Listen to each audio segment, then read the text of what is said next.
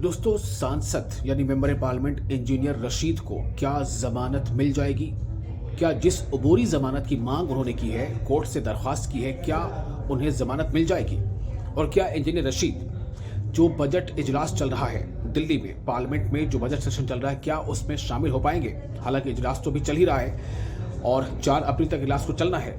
तो सबसे बड़ा सवाल इस बीच यही है कि क्या इंजीनियर रशीद को जमानत मिल जाएगी? क्योंकि एक के बाद एक आप देख रहे हैं कि जो समाअत हो रही है, फिर अगली तारीख आ रही है, समाअत हो रही है, फिर अगली तारीख आ रही है। आज जो समाअत हुई है उससे पहले एक दिन पहले भी समाअत हुई थी, उसके 2 दिन पहले भी समाअत हुई थी। तो अब जो है वो 11 फरवरी का वक्त है और 11 फरवरी तक के लिए अदालत ने यानी कि दिल्ली हाई कोर्ट ने इनके जमानत के मामले को, यानी जो अबूरी जमानत की मांग उन्होंने की है, दरख्वास्त दी अबूरी जमानत के लिए, इस पर फैसला महफूज रखा है। तो दिल्ली हाई कोर्ट ने सांसद इंजीनियर रशीद की अबूरी जमानत पर फैसला महफूज रखा है, सुरक्षित रख लिया है।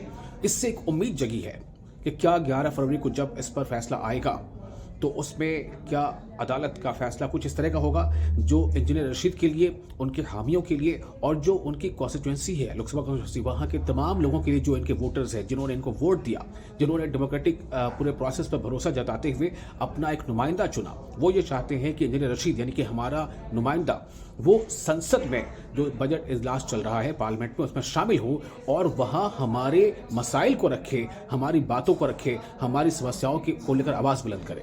लेकिन सबसे अहम बात यह है कि आखिर एनआईए जो है, यानी नेशनल इन्वेस्टिगेशन एजेंसी, एनआईए लगातार इसकी मुखालफत क्यों कर रहा है?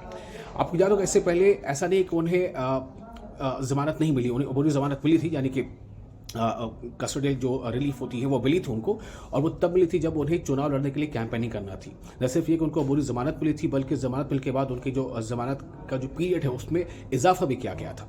इसके पहले भी एक बार उनको पैरोल मिल चुकी है। लेकिन अब यहाँ पर मामला ये है कि हिरासती पैरोल, ठीक है, यहाँ मामला क्या है? हिरासती पैरोल मिलने का, कि क्या उन्हें हिरासती पैरोल दी जा सकती है ताकि वो संसद के सेशन में शामिल हो, बजट सेशन में। इस पर एनआईए ने अपना रुख ये रखा है और जो उन्हें दलील दी है एनआईए की तरफ से वकील ने, उसका कहना है कि कालमाडी का जो एक केस था, कि कालमाडी के केस से वाज़ेह होता है कि एक सांसद को ये अधिकार ही नहीं है, हक ही नहीं है कि अगर उस पर कोई आपराधिक मामले चल रहे हैं तो वो जो है सेशन में, यानी कि पार्लियामेंट के अंदर जा सके और बैठ सके, कार्रवाई में शामिल हो सके। चूंकि उस पर एक रीज़न ये बताया गया कि चूंकि इनके जान को खतरा है और इनके लिए जो है सशस्त्र जो है गार्ड्स इनकी हिफाजत में होंगे, तो जब ये पार्लियामेंट में जाएंगे तो वहां पर सशस्त्र यानी कि फायर आर्म्स के साथ जो है वो गार्ड कैसे अंदर जा सकते हैं? इसकी इजाजत वहां नहीं मिल सकती। अब सवाल यह है कि कोर्ट इस पर फैसला आखिर क्या लेता है, ये हमें देखना होगा कि जब 11 फरवरी को फैसला आएगा तो क्या आता है।